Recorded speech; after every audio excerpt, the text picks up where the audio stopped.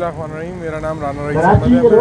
मैं all Karachi marriage owner association का सदर और कराची ताजिर एक्शन कमेटी का डिप्टी कन्वीनर आप लोगों से मुखातिब। देखिए, आज जो ये आपको इतनी भीड़ दिख रही है, ये जो आज ताजिर रहनुमा यहाँ इकट्ठे हुए हैं, ये आप तमाम लोगों के लिए हुए हैं, ये हमारी लेबर के लिए हुए हैं, हमारे धन के लिए हुए हैं, ये उनसे किया हुआ वादा पूरा करने के लिए इकट्ठा हुए हैं। सिंध गवर्नमेंट ने जो हमसे वादा किया था कि आप लोग अपने तमाम शादी हालों को, अपनी शॉप्स को, अपने मॉल्स को, अपने कारोबार को, अपने रेस्टोरेंट्स को वैक्सीनेट करवाएं, हम उसी सेक्टर को ओपन करेंगे।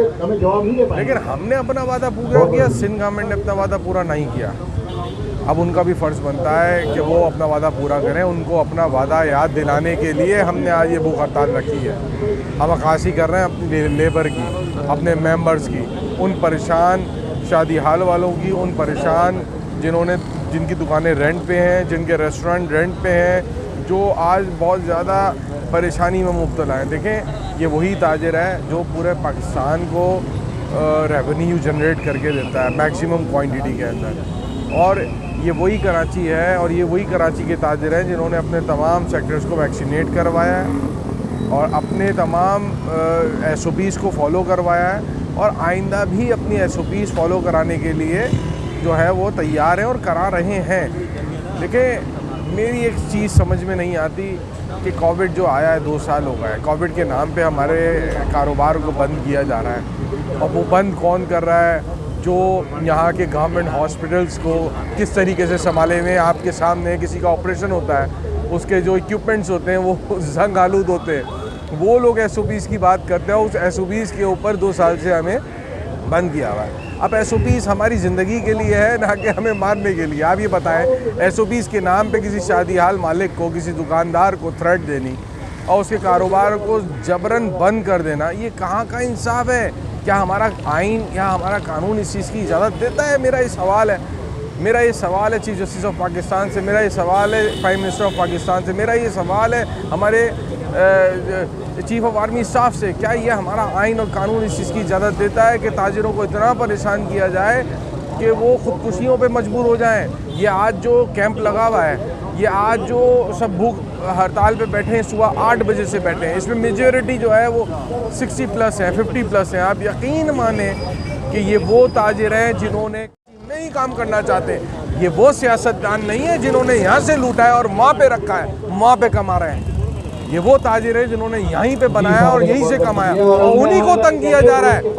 मैं आपके तवज्जुह से अहलियाने पाकिस्तान को, अहलियाने कराची को ये मैसेज देना चाहता हूँ कि आज ये देख लें कि तमाम ताजिर कराची में यकजुट हो गई है। अपना हक यहाँ पे छीना जाता है, यहाँ पे दिया नहीं जाता। हमें 2 साल से यही लॉलीपॉप दिया जा रहा है कि अब खोलेंगे, आपका हक अब देंगे, लेकिन अब तक हमें ये हक नहीं मिलता हुआ देखा। तो हमने ये इक़दाम उठाया है, और जब तक ये हमारे मुतालबात नहीं मान लेते तो हम लोग यहाँ बैठे हुए, हम यहाँ भूख हड़ताल में बैठे हुए, अपनी खुशी से नहीं बैठे हुए। आप यकीन माने बाहालते मजबूरी बैठे हुए, बाहालते जो इस सियासतदानों ने हमारा हाल किया उसके बैठे हुए। सिंध गवर्नमेंट कुछ कहती है, फेडरल गवर्नमेंट कुछ कहती है। पंजाब के अंदर आज नोटिफिकेशन निकला है ताजिरों की आसानी के लिए। आप मुझे ये बताएं, क्या पंजाब के ताजिरों ने कोई प्रोटेस्ट किया था? बिल्कुल नहीं किया था। पंजाब के ताजिरों ने कोई भूख हड़ताल की थी? नहीं की थी। लेकिन फिर भी वहाँ की सूबाई हुकूमत ने उनको फैसिलिटेट किया, उनके टाइम पीरियड को बढ़ाया, उनका सेफ डे एक ख़त्म किया, उनकी outdoor dining, outdoor marriage hall, indoor marriage halls को, इंडोर रेस्टोरेंट्स को ओपन किया। ये खुशाइंद है। ये वो एक्टिविटीज़ हैं जो पूरी दुनिया ने की थी, अपने ताजिरों के लिए की थी, उनको फैसिलिटेट करने के लिए दी थी। उनको पता है ये हमारे मुल्क की शहर आ गया, ये हमारी मुल्क की रीढ़ की हड्डी है। वो सारे काम उन्होंने किए थे। ये सारे काम हमसे करवाते जो हमारे काम नहीं है। हमने फिर भी एक पाकिस्तानी शहरी होने के अपनी SOP फॉलो कराइए, हमने अपना फर्ज समझते हुए करवाइए। लेकिन अब ये सारा मलबा हमारे ऊपर डालना चाहते हैं, बस बहुत हो गया। अब हम बर्दाश्त नहीं कर सकते। अब हम इस पोजीशन में आए, हम एकजुट हों। आज हम अपनी जो यहाँ पे हम भूख हड़ताल कर रहे हैं, आप यहाँ पे 100, 150, 200 लोगों को देख के ये ना समझें कि 100, 150 लोग कर रहे हैं। ये सारे लीडरान हैं, ये हर मार्केट के लीडर्स बैठे हुए हैं। उनकी कॉल के ऊपर हज़ारों लाखों लोग निकल के आएंगे। मैं शादी हाल एसोसिएशन का भी सदर हूँ। मैं डिप्टी कन्वीनियर ताजिर एक्शन कमेटी का। और आप यकीन माने, जब मैंने अपनी मेंबर्स को, अपनी लेबर को पुकारा है तो वो इतनी बड़ी तादाद में आए, जगह कम पड़ गई है। इसी तरीके से तमाम जितने भी लीडरान बैठे हुए, इनके पीछे लाखों हज़ारों लोग हैं। अगर हमारे मुतालबात यहाँ पे नहीं सुने और यहाँ पे अगर हमारे किसी मेंबर के साथ अगर कोई हादसा पेश आया, इसकी जिम्मेदार सिंध गवर्नमेंट होगी। और उसके बाद अगर कोई एक्टिविटी होती है इस शहर के अंदर, उसकी जिम्मेदार भी सिंध गवर्नमेंट होगी। शुक्रिया। अस्सलाम वालेकुम, मेरा नाम ख्वाजा तारिक है। मैं general secretary Karachi marriage hall lawn banquet owner association हूँ।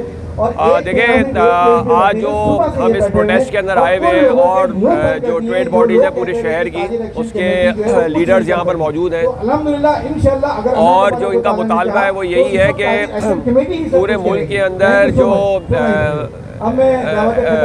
SOPs हैं उसके तहत जो अलाउ की गई हैं चीज़ें, वो इस्लामाबाद में और पंजाब के अंदर वो डिफरेंट हैं और सिंध के अंदर जो है उसको डिफरेंट किया गया है। और ख़ास तौर पर सिंध के अंदर अगर बात करते हैं तो कराची और हैदराबाद को उन्होंने इस दफ़ा जो नए ऑर्डर्स आए हैं उसमें इन शहरों के साथ तफरीक की गई है और बकिया सिंध के शहरों के अंदर जो ऑर्डर्स हैं वो डिफरेंट है। अच्छा, अब अगर एनालिसिस करें डेटा की तो वो नज़र आएगा कि कराची वो शहर है जहाँ पे सबसे ज़्यादा सिंध के अंदर वैक्सीनेशन हुई है।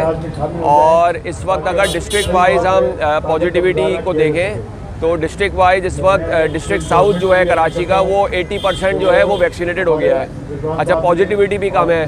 तो बात यह है कि जो इस वक्त गवर्नमेंट की पॉलिसी है वो वैक्सीनेशन की है। तो जिन डिस्ट्रिक्ट्स ने ख़ास तौर पे वैक्सीनेशन अपनी पूरी करा ली है और वो एग्रेसिवली करा रहे हैं, जैसे कि यहाँ पे तमाम जो मार्केट्स हैं, शादी हाल है, रेस्टोरेंट्स हैं, उन्होंने अपने स्टाफ को कम्प्लीटली वैक्सीनेट करा लिया है और वो इसी उम्मीद में कराया था कि गवर्नमेंट जो है उनको फैसिलिटेट करेगी। लेकिन जो ऑर्डर्स आ रहे हैं अभी तक के, उसमें ऐसा लगता है कि कोई एप्रिसिएशन नहीं है उन डिस्ट्रिक्ट्स को या उन सेक्टर्स को जहाँ पे वैक्सीनेशन कंप्लीट हो गई है।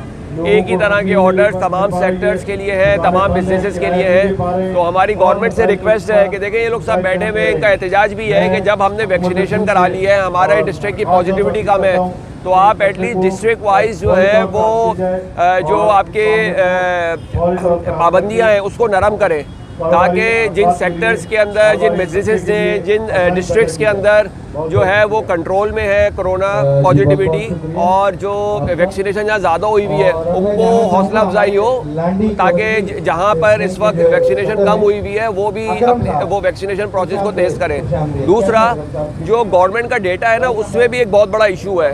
आप देखें, जो शहर की जो पॉजिटिविटी है, जो ये बात करते हैं, ये एक्चुअली उन लोग ये ज़रूर कह सकते हैं कि अगर शहर के अंदर आप कहते हैं कि जी 1000 लोग या 1200 लोग इस वक्त पॉजिटिव आ रहे हैं, तो ये तमाम वो लोग हैं या मेजॉरिटी इसमें उन लोगों की है जो कि बीमार हैं। बकिया हम ये ज़रूर कह सकते हैं 15 से 20% हो सकते हैं ट्रैवलर्स की हो, जो उनकी एक मैंडेटरी रिक्वायरमेंट है ट्रैवलिंग से पहले। एक्चुअली उस डेटा की जो इंटरप्रिटेशन है वो ये है कि पूरे शहर की पॉजिटिविटी है, ये गलत है। देखिए, अगर आपने शहर की पॉजिटिविटी देखनी है तो जिस तरह और मुल्कों में हो रहा है, आपको रैंडम टेस्टिंग करनी पड़ेगी। अगर आप शहर में रैंडम टेस्टिंग करें, 1000-2000 केसेस को आप रैंडमली टेस्ट करें, उसके बाद जो पॉजिटिविटी आए, हम वो समझते हैं वो ट्रू रिफ्लेक्शन होगा शहर का। लेकिन ये जो पेशेंट्स, जो बीमार लोग हैं, खाली उनके केस टेस्ट को लेकर के उसकी जो पॉजिटिविटी है उसको रेशियो को लेके पूरे शहर के लिए उसको ट्रांसलेट करना या पूरे शहर के लिए उसको समझना, ये ज़्यादती है। तो हमारी गवर्नमेंट से या जो लोग हमारे मेरे इस बात को सुन रहे हैं, मेरी एक रिक्वेस्ट होगी कि देखें, आपके जो डेटा एनालिसिस है उसमें प्रॉब्लम्स हैं। अगर आप गलत डेटा को एनालाइज करेंगे तो अल्टीमेटली उसका जो खमियाजा है वो ताजिर बरादरी जो है वो भुगत रही है, जो कि पूरी तरह से कोशिश कर रही है कि वो वैक्सीनेशन कराए, SOPs को फॉलो कराए। मेरी हुक्काम बाला से रिक्वेस्ट है कि काइंडली जो डेटा का जो इशू है इसको सीरियसली ले, रैंडम टेस्टिंग की तरफ जाएं और जो उसके रिजल्ट्स हैं उस पर ज़्यादा रिलाय करें, बजाय इसके कि बीमार लोगों के जो टेस्ट हैं उसके ऊपर बेस करके जो है आप लोग डिसीजन लें। Thank you.